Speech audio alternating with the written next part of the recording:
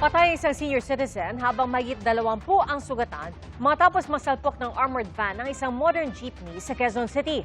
Ang dalawang driver inakusahan ng isa't isa ng paglabag sa batas trapiko kaya nangyari ang disgrasya. Saksi, si Jomar Apresto.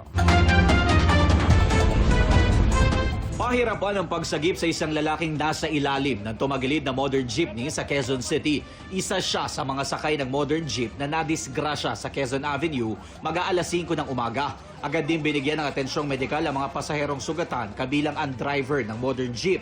Sa pahayag ng Quezon City Police District, 21 ang naitalang sugatan, habang isang senior citizen naman ang nasawi sa disgrasya.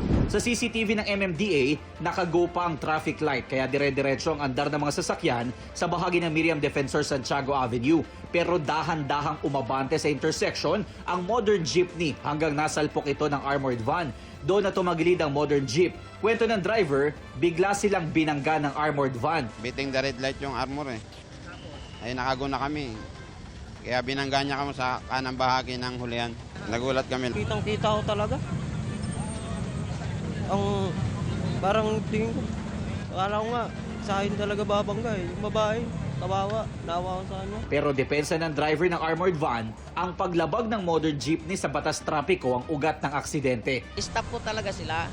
Pagtawid ng kasunod, medyo distansya ko ng kunti sa bus, sumingit siya. Tapos gilid ang dinaanan niya. Baga nadamay lang niya ako. Kahit anong gawin niya, marami naman CCTV dito eh. Hindi naman siya makapagsinungaling dyan eh. May makikita naman yan eh. Gumamit pa ng heavy equipment para maialis ang nakahambalang na modern jeep. Patuloy ang investigasyon. Sa Maynila naman, hindi na nakauwi ng buhay sa kanyang pamilya ang 50 anyos na rider matapos maaksidente sa bahagi ng Arpapa sa Tondo mag-aalas 2 ng madaling araw kanina.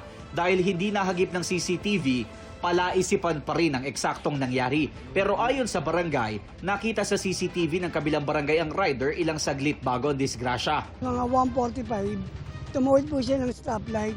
May ninilag pa siya ng dalawang truck. Mabilis. Stop po kasi, tapos nag-go. Tapos umovertake siya. Hindi tiyak kung may nakasagi sa biktima pero hinala nila sumalpok ang motorsiklo sa Center Island. Halos mawasak ang motorsiklo at tumalsik din ng ilang metro ang helmet.